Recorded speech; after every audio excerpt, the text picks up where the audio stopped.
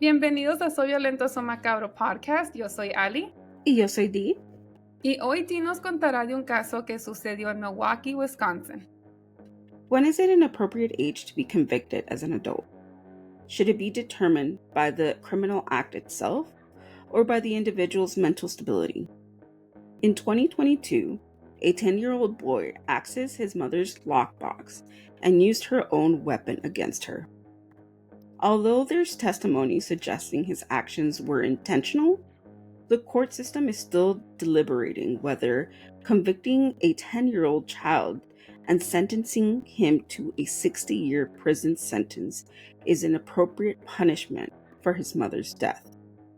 This is a tragic case of Quiana Mann.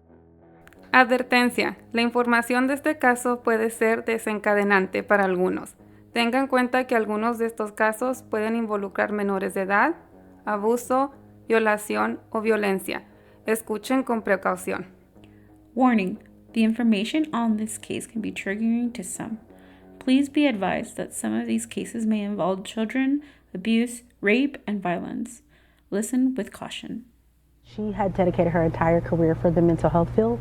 Yeah. So for her, she saw this as an opportunity to grow and maybe open her own clinic or something in the community. Quiana was 6 credits shy of completing her Master's of Business degree.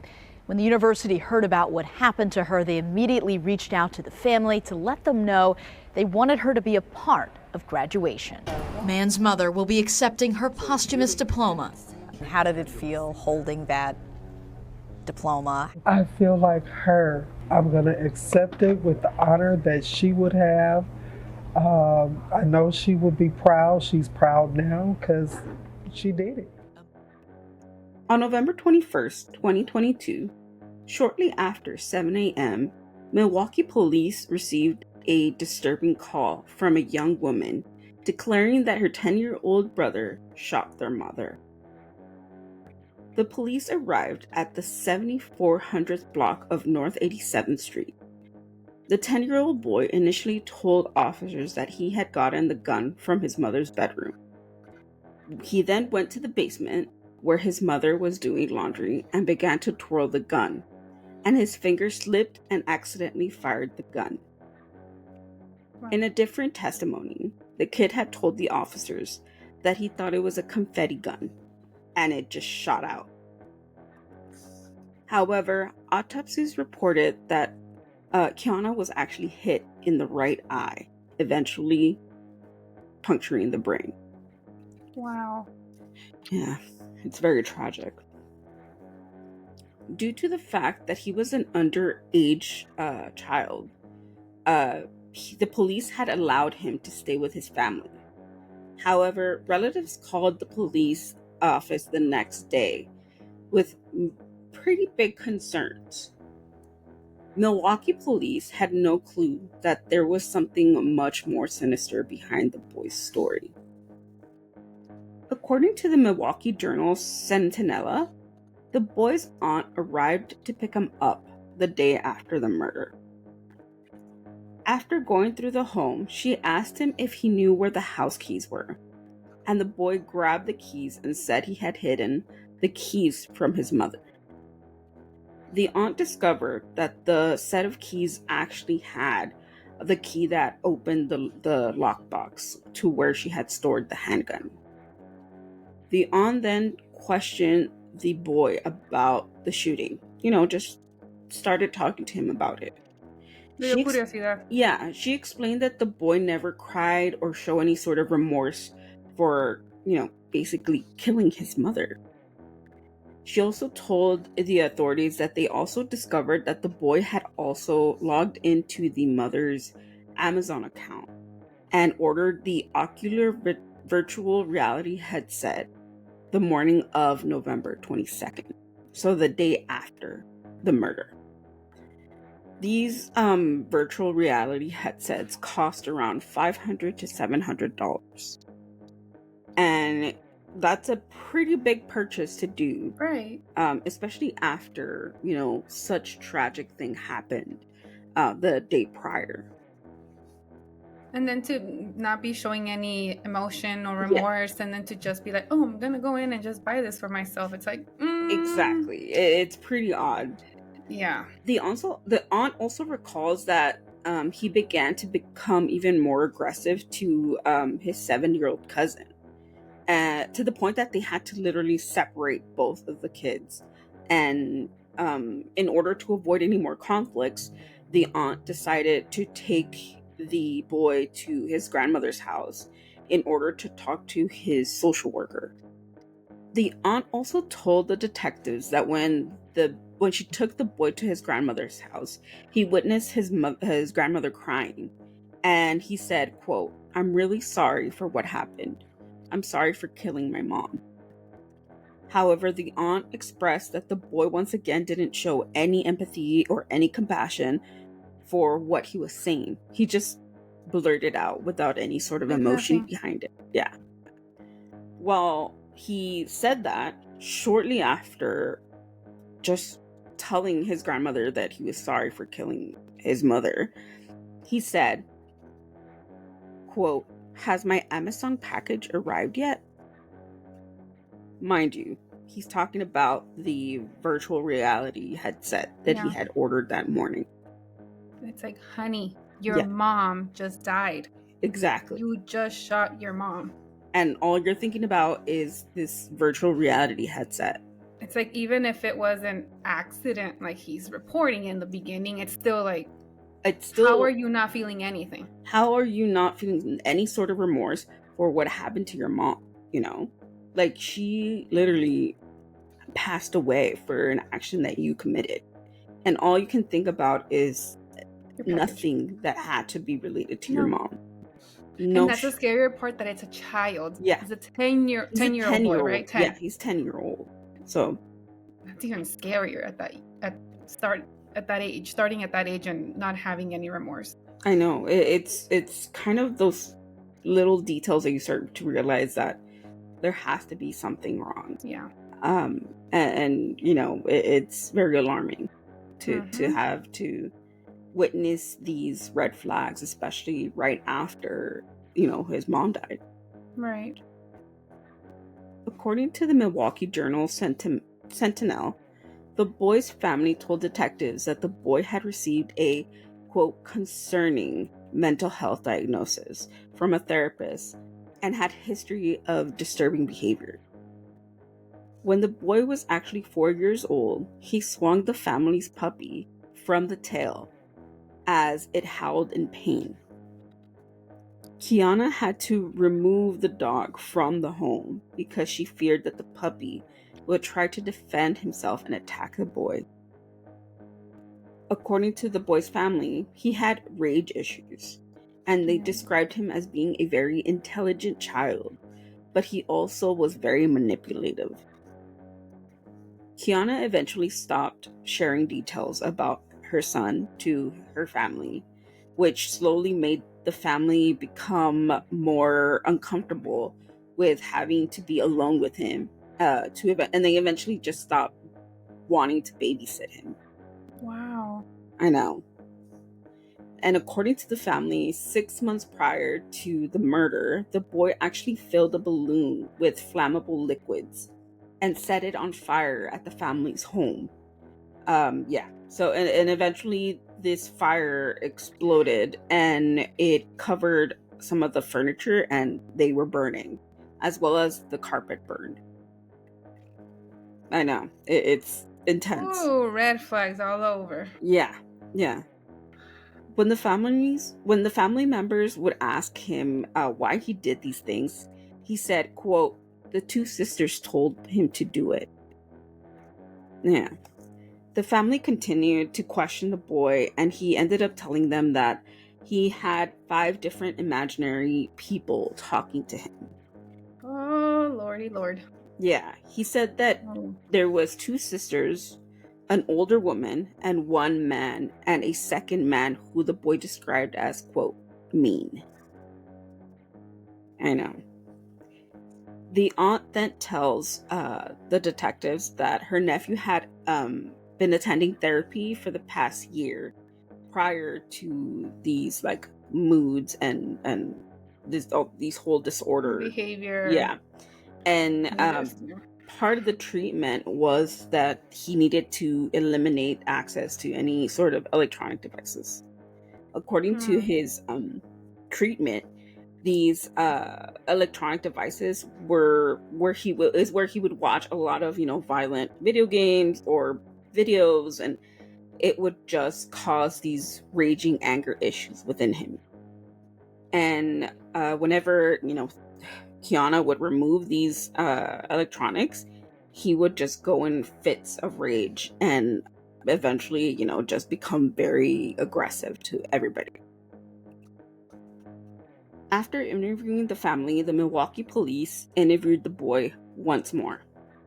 The boy ended up telling the detectives that he had aimed the gun at his mother with two hands on the weapon while in a shooting stance. He then told the officers that he was trying to shoot the wall behind his mom in order to quote unquote scare her. But then she actually moved, and that's when he shot her. Yeah, I know it's weird. Yeah. His story keeps changing and changing and changing. According to detectives, the 10-year-old boy told the authorities a completely different story once he was detained. He told them that on November 20th, he took his mother's set of keys, then hid them the night before the murder. The set of keys had the keys to the lockbox, and he got the gun and placed it in his bed. The next morning, he decided to get the gun, and because he was mad at his mom for waking him up at 6 a.m. instead of 6:30 a.m., and because she didn't allow him to buy the virtual headset from Amazon, that's when he decided to kill her. Another case where someone gets murdered for a dumb reason. Again, yeah. Which you would hope that things like this wouldn't happen, because it's not rational reasons why a person should be in the middle of gunfire, but they are. And this time it's not because the mother didn't lock her weapon. It's just because a son has these mental illness and somehow took a hold of the weapon and decided to kill her for no reason. And this is another, just like how we spoke, like we shared last week. You have a gun, make sure the kids don't have access to the keys. Mm-hmm. Because like this one, he got access to it. He planned it. He did. Mm-hmm. He did. And he knew where the gun was. He knew where the key was. And kids they find ways. And the fact that he knew how to stand and properly shoot the weapon at Quiana shows that he had some sort of knowledge on how to use a weapon. And it also shows that he had some sort of knowledge on using it and aiming and properly applying that type of pressure in order to shoot the gun. According to the detective's interview, the boy actually told police officers that he understood that guns can kill people. So again, he had knowledge on weapons and what they can be used for. The boy was actually detained, and due to the severity of his crimes, he was charged as an adult. The boy faced 1 count of first-degree homicide. However, based on Wisconsin's law that dictates that children that are at the age of 10 years old and are doing serious crimes can face up to 60 years in prison if convicted. So that means like almost his whole entire life he would be in jail. However, the court granted him a reverse waiver that would allow him to go through the juvenile system instead of actual prison. Defense attorney Tanner Calander emphasized the gravity of the case by saying, quote, prosecuting the defendant as an adult would result in the longest period of supervised ever done in the history of the state. So in the whole history of the state of Wisconsin, there has never been a child of 10 years to be convicted for 60 years in prison. And if it is, if he is convicted with that sentence, he would be the first person in history of Wisconsin to face up to 60 years in prison at the age of 10 years old. So what this waiver would do would be removing him from a, serious crime and, be sentenced to 60 years and instead go into the juvenile system, the juvenile delinquent system, and go through the process of rehabilitation and getting, therapy, and just go through the motion of trying to help this kid go back into society and live a normal life. In court, the defense revealed that the boy had suffered a concussion after he fell from a swing at recess in school, which altered his behavior the year prior to shooting his mother. During the court testimony, psychologist Karen Gus Bray, who evaluated the 11-year-old boy, because it already had been a year, told the court that the suspect evaluated showed mild anxiety, mild psychotic symptoms, and mild disruptive behavior. However, the suspect was psychologically sound, which means that he can go into court. However, another psychologist was brought into the case by the name of Michael Caldwell, who evaluated the boy and testified that, and hinting that the boy might have been diagnosed with schizophrenia, which, according to his evaluation, that the condition could potentially be resolved over time with therapy. During questioning, they asked if the child could be rehabilitated with the juvenile system, in which Dr. Caldwell told the court, quote, yes, I'm very confident. His prognosis is very good. As of today, there hasn't been an update on any final sentencing. But the now 12-year-old boy is serving his sentence in the juvenile hall system, while his final court date has yet to be determined. He's 12 or 10 years old? Well, this had happened in 2022, so he was 10 at the moment that this happened. Right. Then he was 11, and now he's 12 years old. Right. Okay, yeah. Yeah. I'm just thinking, when you said that the other psychologist diagnosed him with schizophrenia, I'm like, that's a very young age to diagnose a child with that diagnosis. Yeah. Well, that's the thing. In this specific case, there has been two psychologists going back and forth. Yeah, I could tell why. Yeah, when it comes to his diagnosis and his evaluations. Mm-hmm. And he was also, diagnosed prior to the death of Quiana. Right. So he was going to therapy prior to it, and they did diagnose him with some sort of behavior disorder. It was they don't have a concrete diagnosis, at least from the interviews, but they know that he was going to therapy and he was getting the proper treatment. But when he did the murder, there's these two psychologists aren't really coming with the same conclusion. Right. So based on all three psychologists, there's still no determination on what actually is going on. Be really interesting to look into that. Yeah. And I wish we knew more, but because he is a minor and because it's still an ongoing case. There is no, like, the name was redacted, so we don't have a name for the child, and we can't look further into it. There was a website that said the names of her children, but based on like the family and like the respect that we have for the family, I decided not to mention the family's name. Right. Right. But again, like, they don't reveal anything else.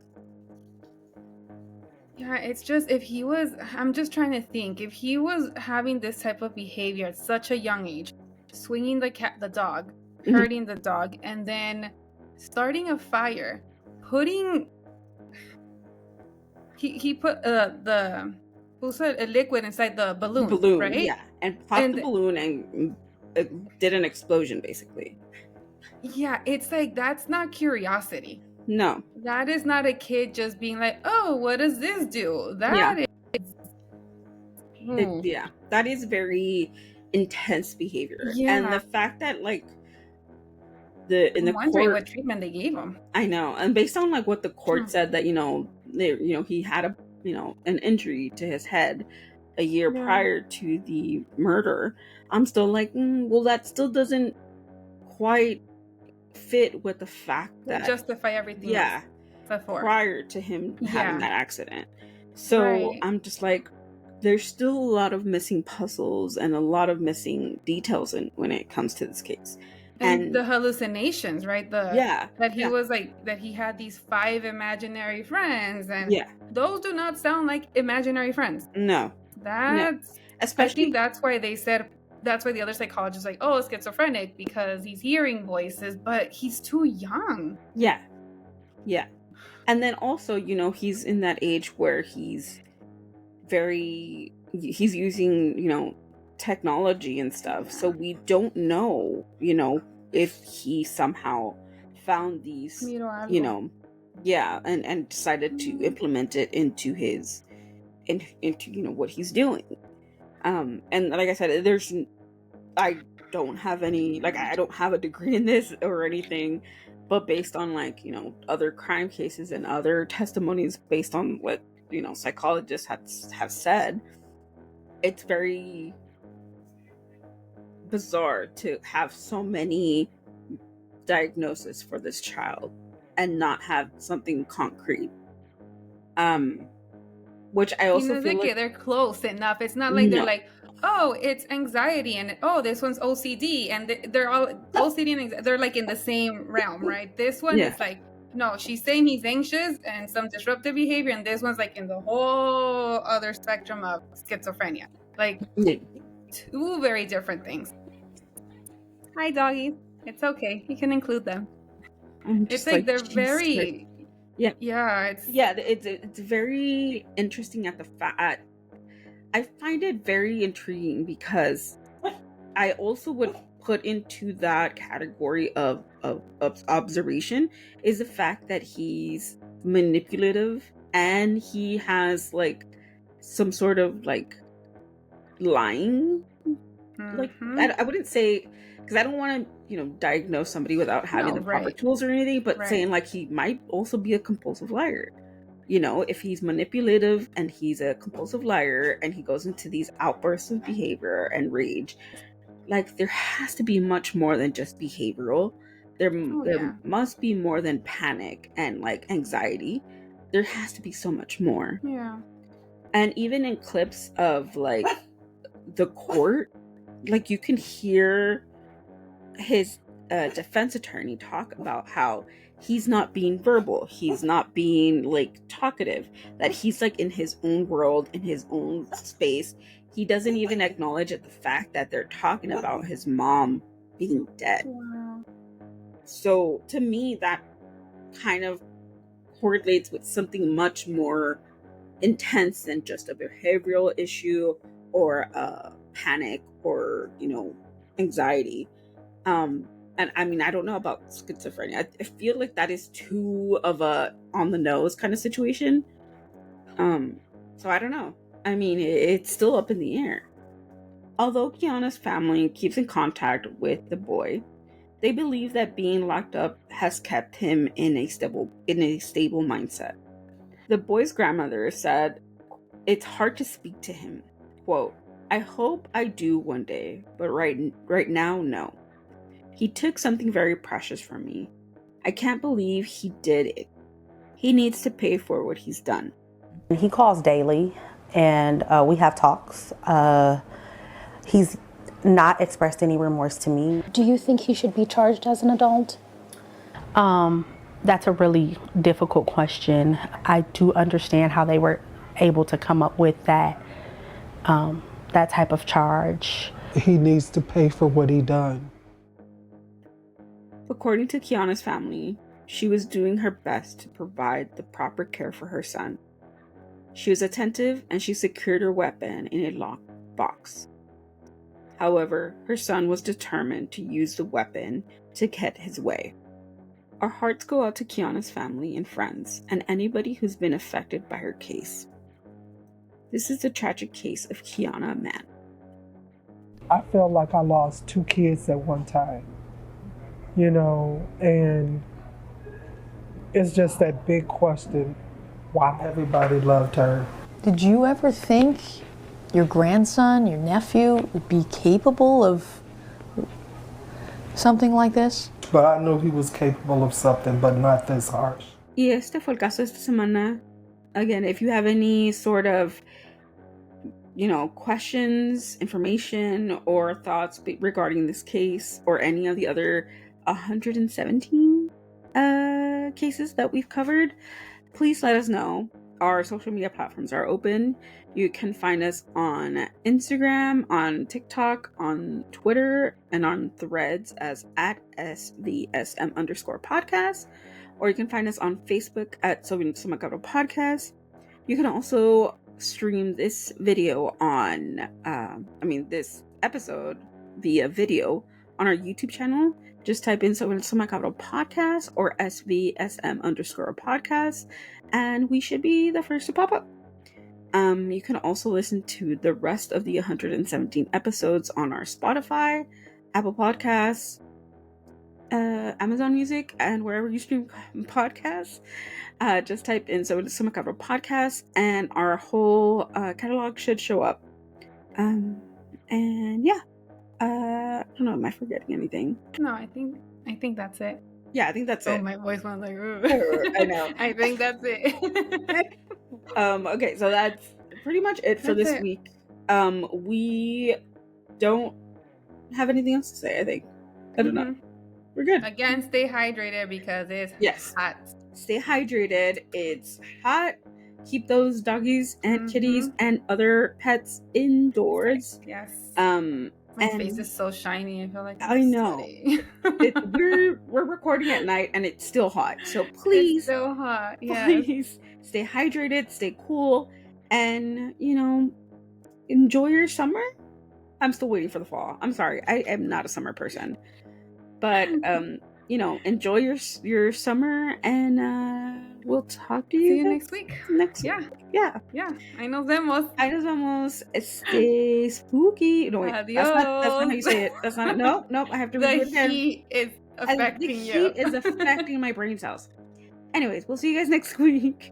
Ahí nos vemos. Bye. Adios. Stay spooky. Quédate spooky. Bye.